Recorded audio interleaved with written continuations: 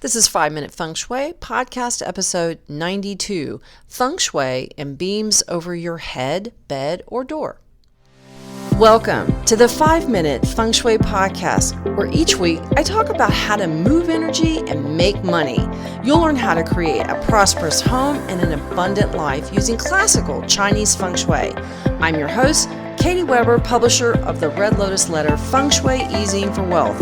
Each week, I'll cover Feng Shui topics that can help you improve your life, share inspiring stories, and always end with 3 easy-to-implement Feng Shui tips that you can put to work right away, and usually in about 5 minutes. Now let's get started on the 5 minutes that could change your life.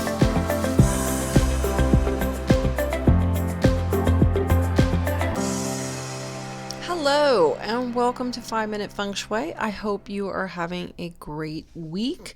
We are, I can't believe into July firmly. And the heat is on where I live, that's for sure. And we are going to be getting some new windows for the front of our house, which faces southwest. And so, as you might imagine, gets a lot of sun. And in particular, the windows are in there. Our home is an older home. It's 30 years old. And those windows that are in there are kind of leaky, and they don't really have that, low E kind of glazing or whatever it is that it's like a coating that kind of keeps some of the heat and glare out. So I'm really looking forward to that. And one of the things I'm mostly looking forward to is at our front door, we have one of those big palladium windows it's like a big arch over the window. I mean, it's like 5 feet, 6 feet tall. So while it brings lots of light into the house, which I love, it also has this design inside the glass. It's a double pane glass, and it has this design where it's like a point, like an arrow. And it's really, when you look at it, if somebody were to look at it, they'd say, oh, it's just one of those sort of half arches it's divided into 3. But my feng shui eyes, when I look at it, say it's an arrow and it's pointed right down at the head of anybody that walks in. And because of that, it makes me think about it in terms of opportunities or trouble or difficulties that it could invite, because it's this pointed arrow kind of effect. And that's what brings me to today's episode of 5 Minute Feng Shui and our topic of today, which is Feng Shui and beams over your head and bed. This is something that, hasn't really been a super big issue, at least in most Western homes, but in some homes, like older homes, like I know I've stayed I think we rented an apartment in Rome. It was beautiful. It was built in the 14th century or something, but it had these big logs overhead. And so whether you have a really old home with beams, or maybe a newer home, because those beams have become very stylish now. You'll see them a lot in newer homes. There's coffered ceilings, but the biggest concern for me is beds or the exposed beams, and particularly their placement. This is what is a really important aspect of beams, is where they're placed. Now, a lot of feng shui consultants and experts write about beams and how harmful they are in feng shui in your home or in your bedroom. And while they are problematic, there are a lot of homes in the U.S. and abroad that just have those beams in their architecture, like we talk about, making them a really common design feature. So we want to know, we're going to talk about today, what can be done about them, and are they always harmful? And like a lot of answers in feng shui, the answer is it depends. That's the same story for much of feng shui, though, like bedrooms or bathrooms and kitchens. And that's why, I always say sometimes bathrooms solve a lot of problems in what's called flying star feng shui. It's the finer points of feng shui. And bathrooms are not always a bad thing. Well, for me, I wouldn't want to live in a house house without indoor plumbing, so I'm never unhappy about my bathroom. But many times feng shui is called the art of placement, and it really relates to the beams that we're talking about, because it's where they're placed that can create the difficulties or not. Same thing is true about fireplaces and just everything. Basically, is where is it placed that will make the concern that we have for beams. So let's talk about some guidelines about beams and understanding their placement, where they are, and how they can have an effect on you. So when we always want to start at that front door, and whenever I do a feng shui consultation, that's the first place I always look at, and we spend quite a lot of time there looking at the front door, because it's vital. It really is the point at which all energy enters your home. So we want to make that front door as auspicious looking as possible. And when you have a beam over your front door, it can stifle your growth. A critical placement of beams, and in fact all elements of feng shui, is the most important at the front door. That's because this is the mouth of qi, and it influences the type and quality of energy that enters your home. So if there's a beam over your door, this can create some pressure or emotional stress, and that can often result in financial difficulties, low growth, or low advancement. Now, the worst beams over a door, well, these are the ones that form an arrow. These can be outright dangerous, in my opinion. And I've seen this happen frequently. This is one of the reasons why I mentioned to you about the arrow over my door. Now, we've been in this house just a little over a year, and we did a whole lot of renovations, but we've put that off, replacing those windows, and we're just now getting to those. And I'm very excited to see how things will change once those windows are changed out, and once that arrow is not there over the door. Now, this is something that I've talked a lot about with my feng shui consultants at our training courses, and that is one of the things that we used to see at Kmart was they had these two entrances that were they were in metal, and they were in red, and they were two big red arrows. And right after that meant those red arrows were going on their patrons' heads for every person that walked in or out. And that means that downward movement. We don't like that, right? We want to see upward movement. So how does that affect you? Does that beam color matter? Yes. Typically, if the beam kind of goes away, like if it's color, it has the same color as the ceiling, that's really not too worrisome. It's a little less oppressive.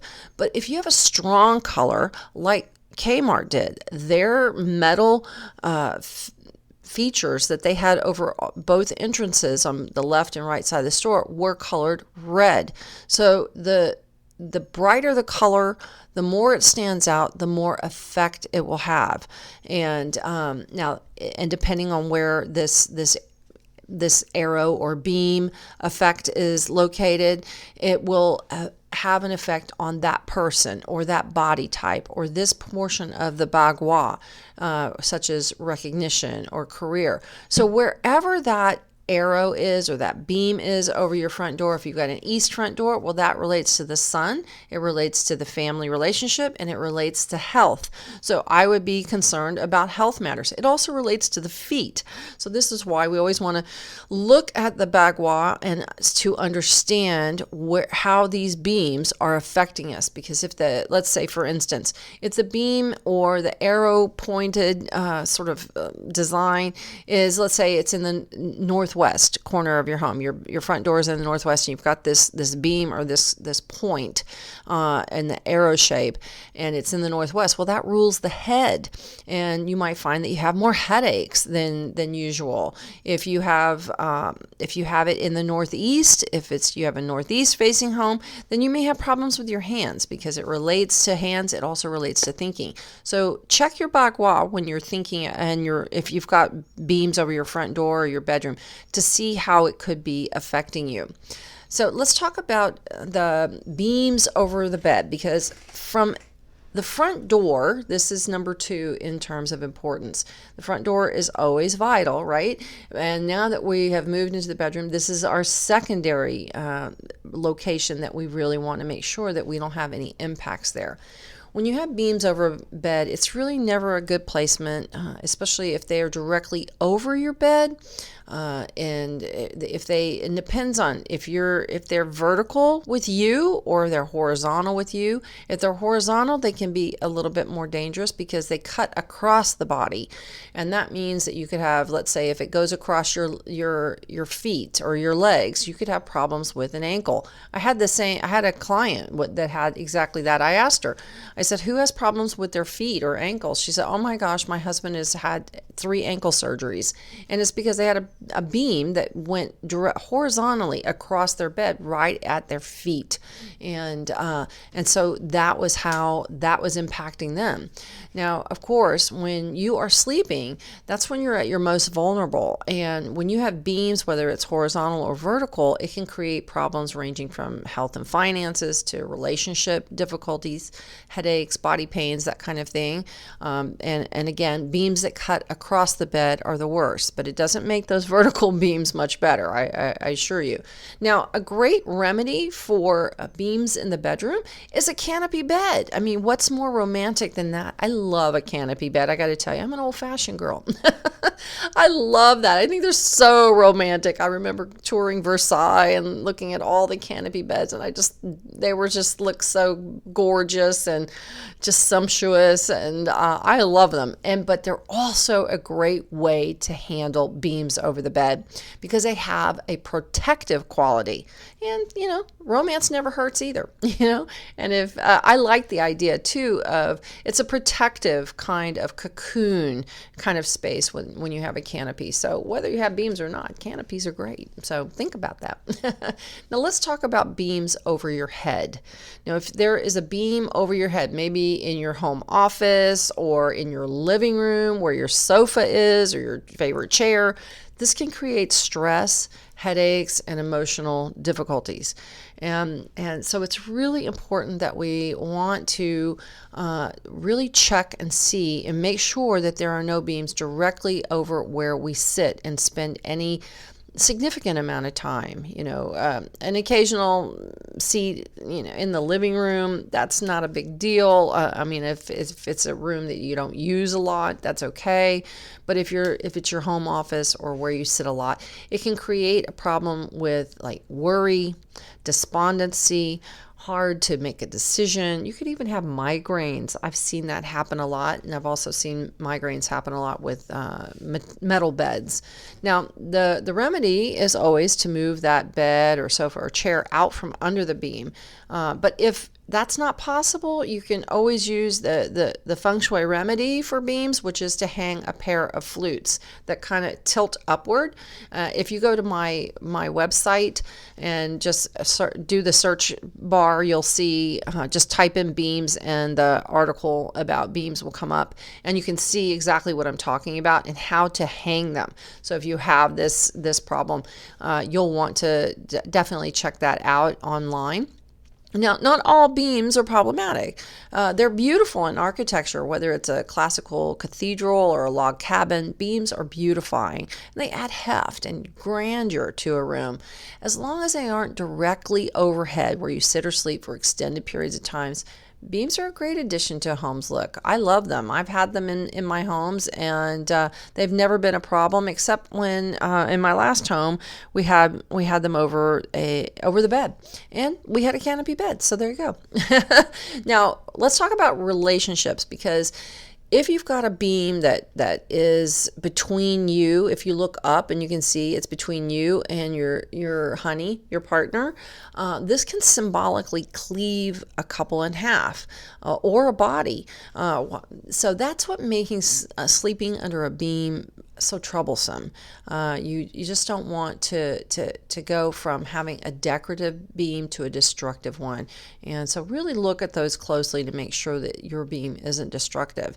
Now, some beams are more harmful than the others, and these are those ones that I talked about with my windows that appear as arrows. And it's become a very big architectural styling in the last 10 years. You see a lot of beams over doors and entryways, and they are designed where they're supposed to look like a triangle or cut in three, but they actually, if you look at it in a different way, it's like those pictures. You look at it one way, it's a vase, and you look at it another way, it's like two profiles of people. Anyway, it's kind of like that. If you look at them and you see an arrow, that's when they become destructive, especially like I said earlier, if it's over a door or where you sit for any length of time. So if there's any kind of beam that appears to be pointing down and it's over your door, check to see if that beam is structural or if it's decorative. If it's decorative, just remove it. And if it's colored, like the red downward pointing arrows that were installed a year before Kmart went bankrupt, and this is true. They were installed, and then the next year Kmart went bankrupt and had all the problems with Martha Stewart and so on and so on. Anyway, it's because it points down, and we don't want that, right? We want our energy to be propelled upward. So let's talk about how handling beam energy. So if you can't move those beams, and there's another example I want to give you real quickly before I move on, and that was I had a client and she had that type of design on her house, and one place she could remove it, they were just boards that were tacked in place and she could move it, and another spot she wasn't able to remove it, and so she just painted it the same color. Versus what had happened was her house was a sort of a white cream color, and then those beams that created that arrow look were brown, so that gave them more emphasis. And what she ended up doing is on the ones that she couldn't move, she ended up just repainting them so that they just kind of faded away and you didn't really see them. So that's a good tip for handling those arrows that might be in your home designs. Oh, okay, let's talk about that, handling that beam energy. So if your beams can't be moved, if you can't take down that decorative design, one of the things you can do is place some lighting at the base of the beam and angle it up so that it symbolically kind of burns it up.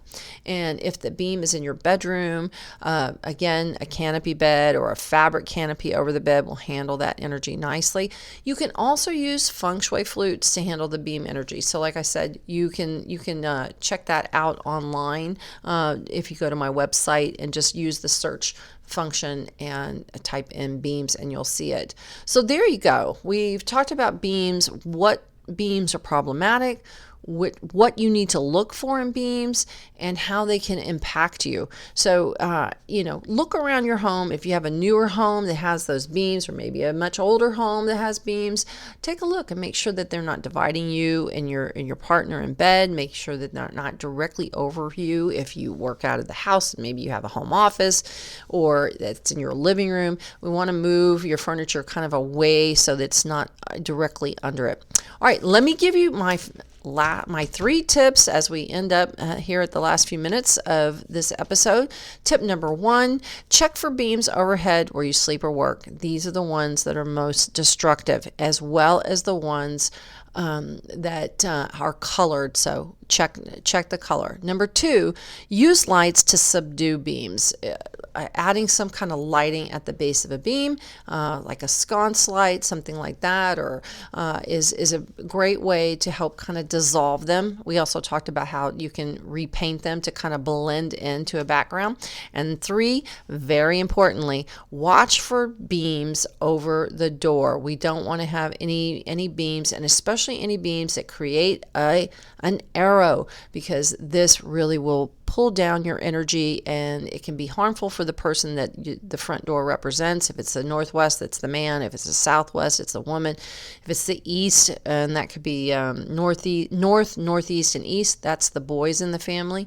If it's southeast, south, or west, that's the girls in the family. So that answers that for this week. I hope you enjoyed this episode of 5 Minute Feng Shui, and go check for those beams. Have a great week, and I'll talk to you on the next episode.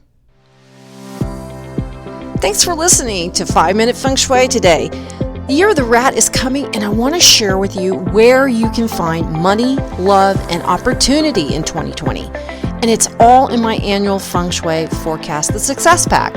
You get a full year of in-depth feng shui details about how to use the energy of the year for success and prosperity. That's because every year we're showered with a Roman candle of opportunities for money, abundance, love, and opportunity. You just have to know where they are. And my Year of the Rat Feng Shui Success Pack includes all the details for every house and every zodiac sign. You also get this year's lucky clothing, handbag, and wallet colors. So be sure to go to redlotusletter.com/rat for all the details on the Year of the Rat and how to make this year the year of your dreams.